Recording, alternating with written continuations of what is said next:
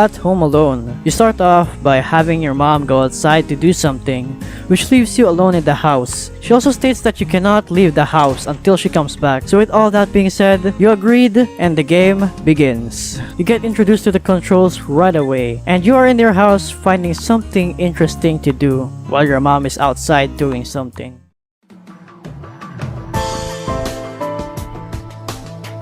The gameplay is exactly how you would expect it to be. You walk around in a house, which is a 2D space. You can also interact with certain things as you go along your way. Nothing too interesting in the gameplay, but in these types of games, we all know that the gameplay isn't the most important aspect, which leads to the next category.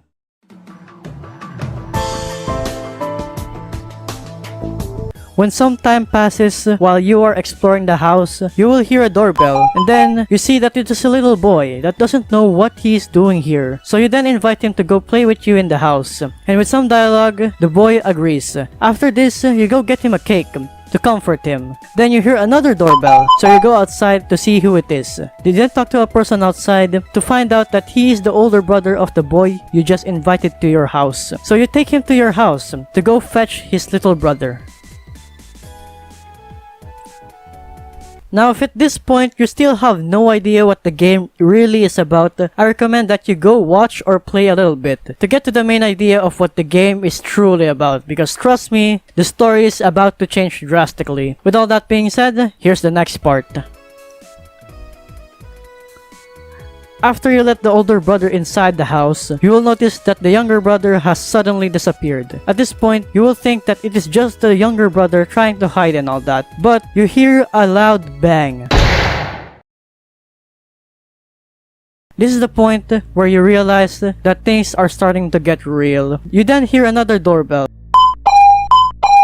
While the older brother goes up to find his little brother, you go outside. You find a little girl walking with her pet. Some dialogue later, you try to let her inside, but something strange talks to you, says she's not important and not necessary. When you go outside again, the dialogue repeats, which is a bit strange, and the option to let her leave is now available, which you do have to select if you want to move the story forward. Now, on the way back, you are probably a bit confused on what's going on, and then the moment you go back to the house, you hear a gunshot. It leads to the balcony. After you go to the balcony, you see the older brother seemingly laughing, and the little brother is in the front yard, dead, and blood all over the ground. After this, the game goes back to the start. You then try to observe what you did wrong. It was probably a bad ending that you got. On your second playthrough, nothing much will change, apart from the third doorbell, which has a new option to go follow the older brother upstairs, instead of going to check who rang the doorbell. After this, the gunshot is fired again, but your viewpoint of the story has changed, as there was a third party that killed the younger brother, and the older brother was actually crying in disbelief of who would have done this.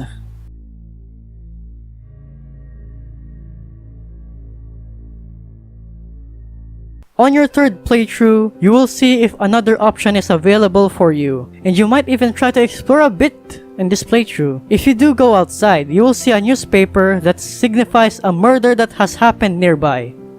And if you go to the kitchen and look under the table, you will see a picture that is really creepy and signifies a red flag. Anyways, in the third playthrough, you can now access the backyard, which until this point was restricted to the player. And when you and the younger brother goes there, the game goes on another level of creepiness and changes the color theme and has a noose hanging on the tree. You chase down the younger brother, you then figure out that you were the one who killed him. But wait, there's another goddamn twist. In the ending, when the camera pans, it actually reveals that the character you are playing as is the one that was killed. Alright, roll credits. Wait. After the credits, you see this screen right here with the code. That's for the secret ending, which I will not tell. Haha.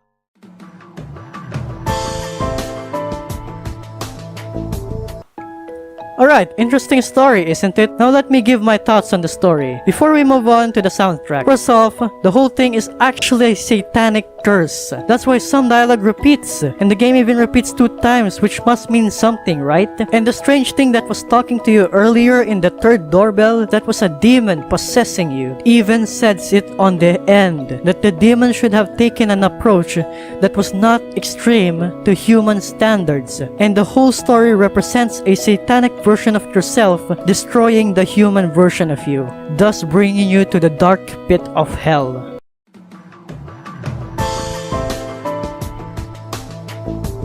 The soundtracks that the game offer is actually quite decent. It fits the mood in certain events of the story quite well, from the happy music you get while exploring the house,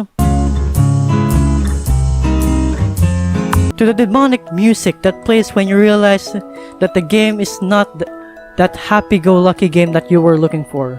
And to me, it's amazing how a game this underrated does this so well.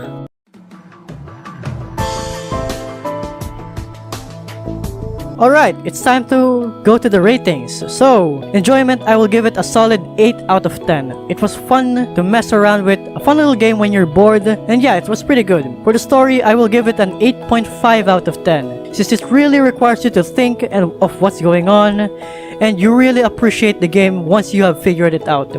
And so that's pretty nice. For the playtime, I'd rate this a 7 out of 10, as the duration is fine, it's all good, but the game lacks a lot of replayability. I wish there was more options, more routes, and generally more content in the game. And for the recommendations, yeah, I'd say I'd recommend this game to you. You should download it and try it for yourself.